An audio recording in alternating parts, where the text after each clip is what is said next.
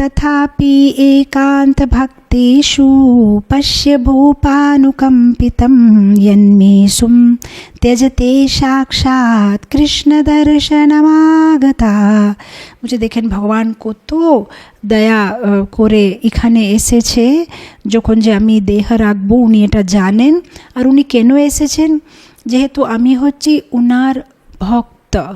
এটা খুব important point. কেন ধরেন যদি ভীষ্ম এরকম বলতেন না যে আপনি কেন এসেছেন, যেহেতু আপনি হচ্ছেন যুধিষ্ঠির মহারাজের ভাই হবে না কেন?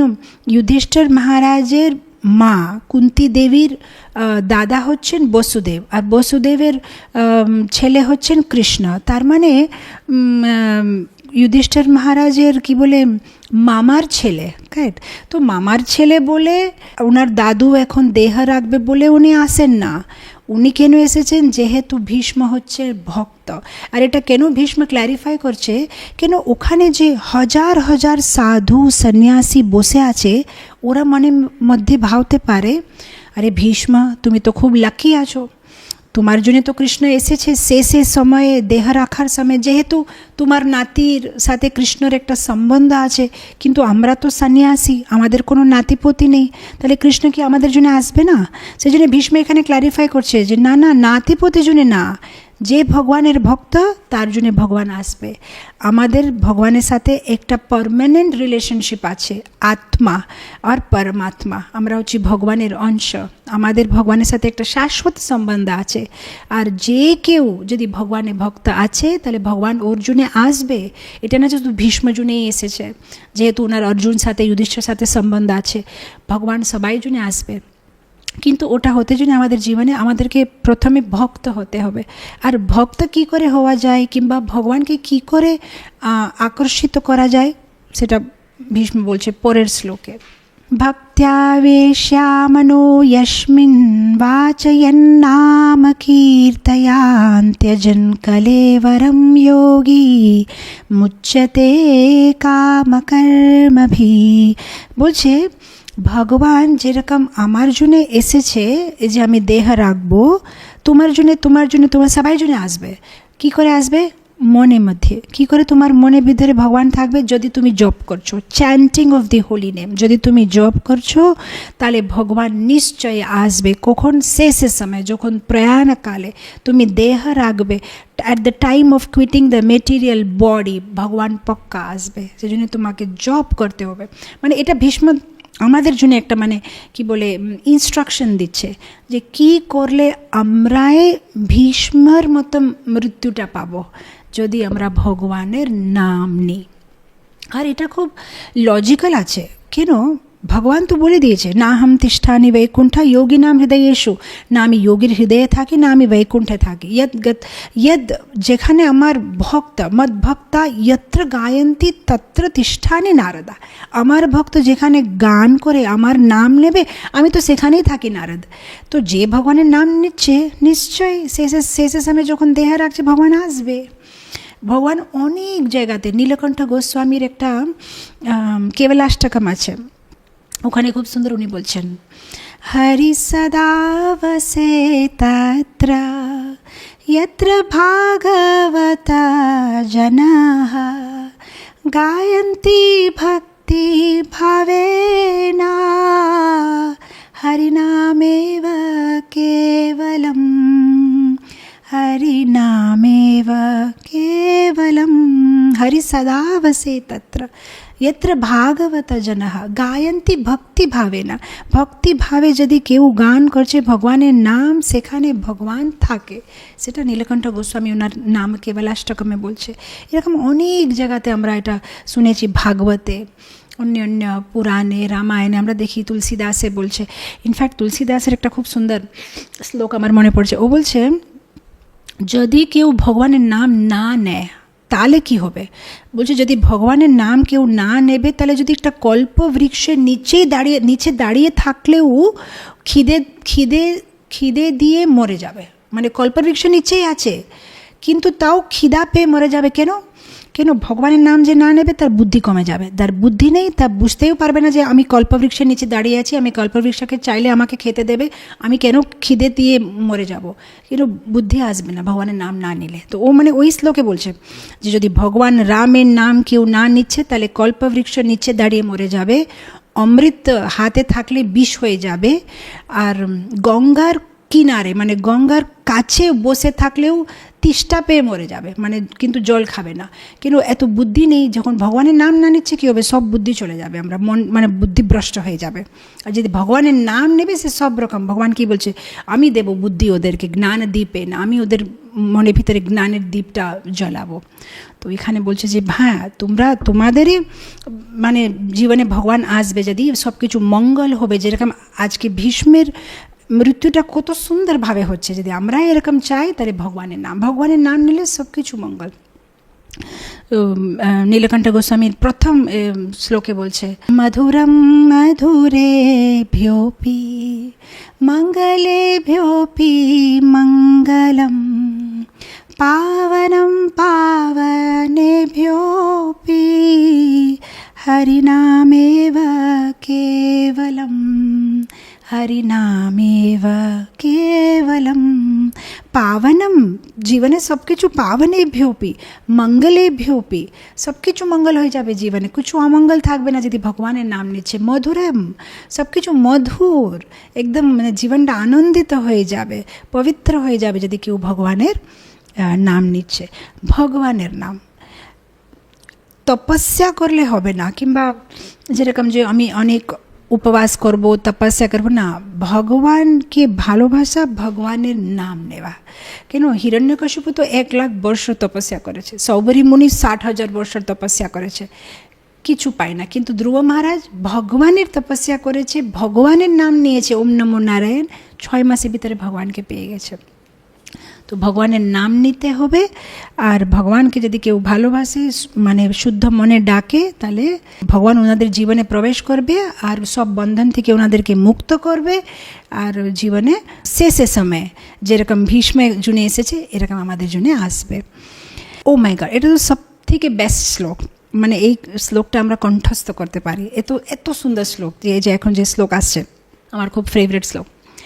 সদেব দেবো ভগবান প্রতীক্ষতাম কলেবরম यावदिदं हिनोमि अहं प्रसन्नहासारुणलोचनो लसान् मुखं भुजोध्यानपथश्चतुर्भुजं। এটা আমার সব থেকে ফেভারিট শ্লোক। কিন্তু এখানে ভীষ্ম খুব সুন্দর জিনিস বলছে ভগবানকে, মানে ভগবানের উপরে মানে হক দিয়ে বলছে সদেব দেব ভগবান প্রতীক্ষতাম, প্রতীক্ষা করো আমার জন্যে, অর্ডার দিচ্ছে, প্রার্থনা না, এটা কোনো প্রার্থনা নেই, অর্ডার দিচ্ছে সদেব দেব ভগবান দাঁড়াবে ওখানে আমার জন্যে। কেন দাঁড়াবো? কলেবরম यावदिदं हिनोमि अहं, যখন আমি কলেবরম আমার শরীরটাকে ছেড়ে দেব তুমি ওখানেই দাঁড়াবে, ওখান থেকে একটুকু সরবে না। আর কিভাবে তোমাকে আমি দেখতে চাই? প্রসন্ন হাসারুণলোচনো লসাত, প্রসন্ন হাসা তোমার মুখের উপরে যেন হাসি থাকে, অরুণলোচন তোমার সুন্দর কমল নয়নগুলো আমি দেখতে চাই। মুখম বুজোধ্যান পথশ্চতুর্ভুজম, মুখ অম্বুজা তোমার সুন্দর এই যে কমল পুষ্পর মতন যে তোমার সুন্দর মুখ অম্বুজা আছে সেটা আমি দেখতে চাই। আর কি দেখতে চাই? চতুর্ভুজ, তোমাকে আমি চতুর্ভুজ রূপে দেখতে চাই। আর কি করবে? ধ্যান পথস, আমার ধ্যানের পথের উপরে দাঁড়িয়ে থাকবে তুমি। আর এইভাবে ভীষ্ম বলছে যে আমরা যেরকম আমাদের চাকরকে বলি এই দাঁড়াও তো, 1 মিনিট দাঁড়াবে, এইরকম ভগবানকে বলছে। কেন ও ভগবানকে পুরো জীবন ভগবানের ভক্তি করেছে। যে ভগবানের ভক্তি করেছে পুরো জীবন, সে শেষে ভগবানের সাথে ঝগড়া করতে পারবে, সে ভগবানকে হক দিয়ে বলতে পারবে এই দাঁড়াবে, করেছি আমি পুরো জীবন তোমার ভক্তি করেছি, এইবারে তুমি মানে শেষের সময় আমাকে হাত ছেড়ে যেতে পারবে না, দাঁড়াও, এখানে দাঁড়াবে।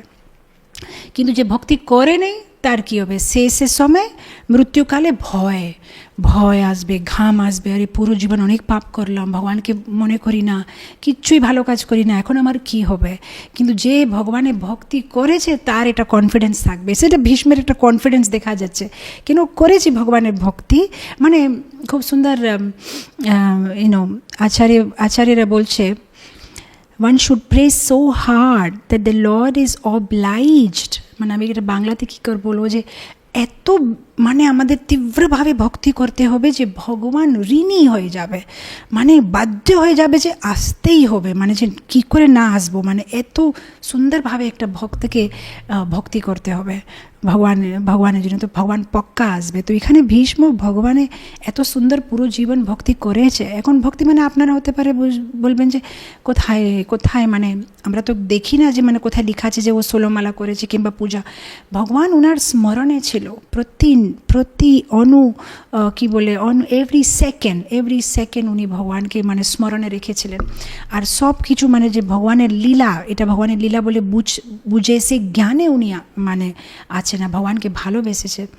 সো সেভাবে এখানে ভীষ্ম খুব সুন্দরভাবে ভগবানকে মানে যুধিষ্ঠির মহারাজের সাথে কথা বলতে বলতে মানে সবাই উনি বানসাইয়াতে আছে, আশেপাশে সবাই আছে, তো মানে সবাইকে দেখতে দেখতে যখন চোখটা ভগবানের উপরে পড়ে তখন ভীষ্ম বলছে, তুমি কিন্তু দাঁড়াবে, এটা না যে কথা বলতে বলতে তুমি যে আবার চলে গেলে, দাঁড়াবে কখন, যখন আমি আমার এখন তো দেহ ত্যাগ করছে না, এখন কথা বলছে ওদের নাতিদের সাথে, বলছে যখন আমি আমার দেহটা ত্যাগ করবো তুমি দাঁড়াবে, কিন্তু এখান থেকে হিলবে না। আর অর্ডার করছে, ভগবানকে অর্ডার করছে, আমি এরকম হাসিটা চাই, এরকম তোমার রূপটা দেখতে চাই। আমরা যদি ভাগবতে আর মানে যে পড়ি, বেশি ভক্তরা এরকম চান্স পায় না, অনেক কম, মানে আমি 2-4টা নাম বলতে পারবো, যেরকম হরিদাস ঠাকুর আছে, মানে খুব কম ভক্তরা এরকম চান্স পেয়েছে যে মুখামুখি ভগবানকে মানে দেখেছে। কিন্তু এটা না যে যদি মুখামুখি না দেখতে পার, ভগবানের নাম রূপ লীলা ওটাতে কোনো ডিফারেন্স নেই। তো তার মানে যদি আমরা ভগবানের নামে যদি নিচ্ছি শেষে, তার মানে আমরাই সেরকম মৃত্যু, যেরকম আমরা দেখি এখন ইস্কনে অনেক ভক্তদের যে শেষের সময় মানে ভক্তরা আশেপাশে দাঁড়িয়ে আছে, কীর্তন শুনছে, ভগবানের কোনো ছবি দেখছে, সেটা হচ্ছে গ্লোরিয়াস ডেথ।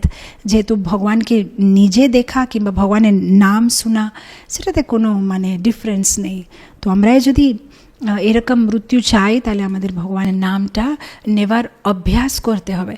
এখন থেকে অভ্যাস করলে শেষের সময় খুব সরলে বলতে পারবো। নাহলে আমি কোথায় পড়েছিলাম যে যখন আমরা দেহ রাখি আর যখন আত্মাটা শরীরে থেকে বেরোয়, তখন এরকম ব্যথা হয় যেরকম 60,000 স্করপিয়ন, মানে বৃশ্চিকা বলে নাকি, স্করপিও একসাথে যদি আমাদেরকে কাটে কত ব্যথা হবে, অত ব্যথা হয় যখন আত্মাটা যখন মানে শরীরকে ছেড়ে যায়। এখন আপনি ভেবে দেখেন, এত কষ্টে কি ভগবানের নামটা বলতে পারবো? মানে এই ব্যথাটাই এক তো এখানে পুরো কফ থাকবে, এক তো শরীরে ব্যথা, সেই সময় ভগবানের নামটা উচ্চারণ করা খুব কষ্ট হবে। তার মানে যদি আমরা এখন থেকে প্র্যাকটিস না করবো, তাহলে শেষে হবে না। আমাদের এত বেশি প্র্যাকটিস করতে হবে যে এত বেশি মানে কি বলে, যেরকম ছোটো বাচ্চাদেরকে, আমার মনে আছে যখন আমার বড় ছেলে, অবশ্যই এখন তো বড় হয়ে গেছে, যখন ও ছোটো স্কুলে ছিল, তখন আমি ওকে এরকম করে মানে একটা কোশ্চেন মুখস্থ করাতাম। তা আমি ওকে বলতাম, দেখো যদি মাঝরাত্রি 2টোর সময় তোমাকে উঠায় জিজ্ঞেস করবো না যদি যে হোয়াট ইজ ওয়াটার সাইকেল, তাহলে তোমাকে বলতে হবে, মানে সেইভাবে, মানে তখন গিয়ে মানে ও 100 থেকে 100 নম্বর পেতো মানে এক্সামে। তো মানে আমাদের এরকম করতে হবে যে এত বেশি অভ্যাস করতে হবে ভগবানের নাম নিতে জন্য, যে শেষে যখন আমাদের শরীরটা মানে দেহটা আমরা রাখছি, যতই কষ্ট হোক আমরা মানে খুব ইজিতে ভগবানের নাম যেন, কিন্তু অভ্যাস যদি হয়ে যাবে, ইজিলি হরে কৃষ্ণ মহামন্ত্র আমাদের মুখে ভিতরে চলে আসবে। আমাদের এরকম চেষ্টা করতে হবে। ভীষ্মদেব কি জয়, জগৎগুরু শিল প্রভুপাদ কি জয়।